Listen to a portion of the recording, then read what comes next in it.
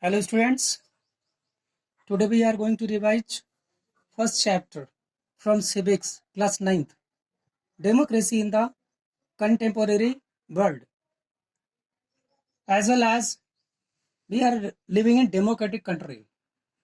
So what is the first question this comes, what is democracy? As well as we know nicely, democracy is a form of government in which the rulers are elected by the people. One chief factor common to all democracies is that the government is chosen by the people. It also helps students to democrate between democratic and non-democratic governments. From the non-democratic government, take the example of Myanmar, where rulers were not elected by the people. Those who were in charge of the army of the country took over as rulers, and people had no say in this decision. Dictator like Pinochet means we are talking about the story of Chile. Chile is located in South America. So dictators like Pinochet means Chile are not elected by the people. This applies to monarchies. So first question comes against all of us. Features of democracy. The simple definition of democracy gives rise to various questions which are as well as follows. Who are the rulers in the country? What kind of a election constitutes a democratic elections? Who are the people who can elect the rulers or get elected by rulers? Finally, what form of government as a democracy? So students, through this chapter, we will try to understand about democracy. So in this chapter, there are given two stories of different two countries.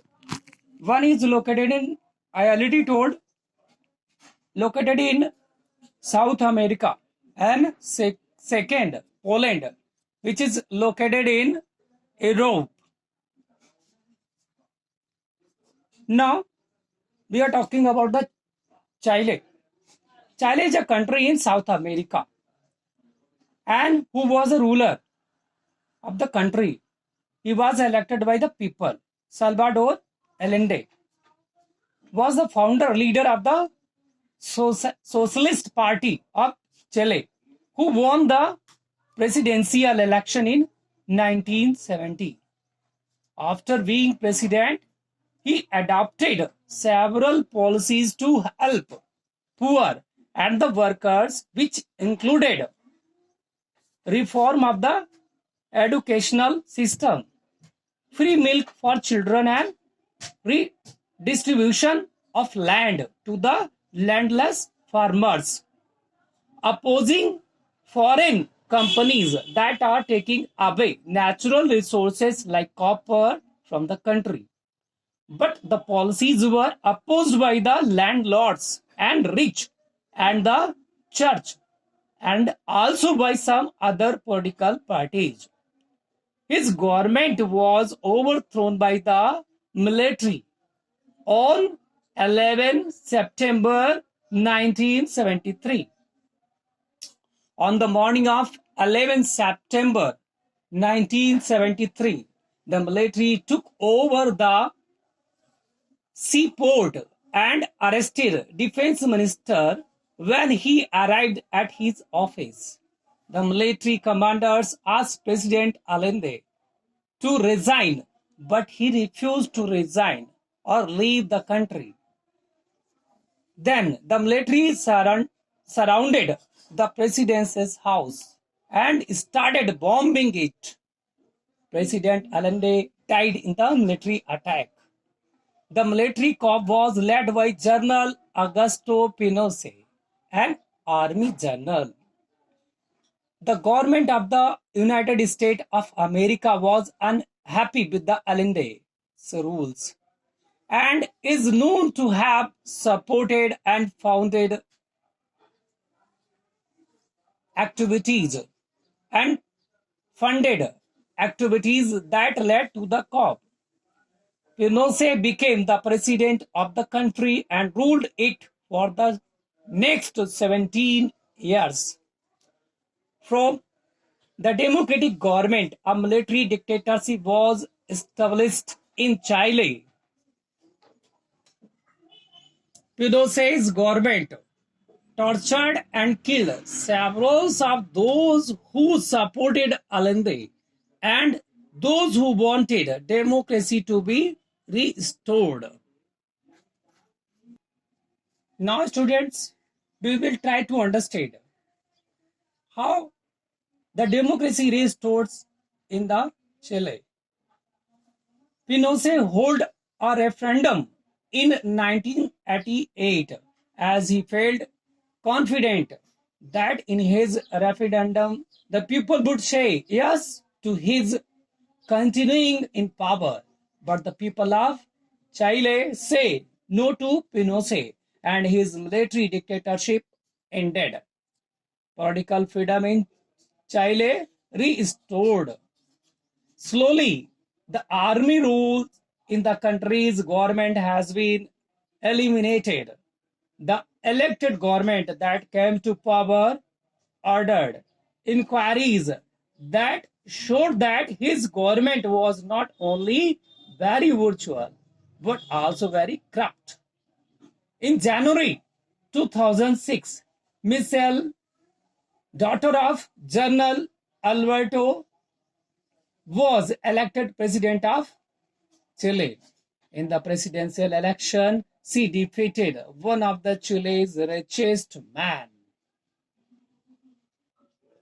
Now, students, we will try to understand second story of democracy in Poland. In 1980, Poland was ruled by the Polish United Workers' Party, a communist party. In the country, no other political party was allowed to function. The people could not freely choose the leaders, and those who spoke against the leaders or the party or the government were put in prison. The government in Poland was supported and controlled by the government of the Soviet Union, a vast and powerful communist state. On On 14 August 1980, the workers of Lenin shipyard, owned by the government in the city of Gdansk, went on a strike. The strike began with a demand to take back a crane operator, a woman worker who was unjustly dismissed from service. This strike was illegal because trade unions independent of the ruling party were not allowed in Poland. Lech Walesa, a former electrician of the shipyard, who was dismissed from service in 1976 for demanding higher pay, joined the strikers. The strike began to spread across the whole city, and they started raising larger demands. They wanted to rights to form independent trade union.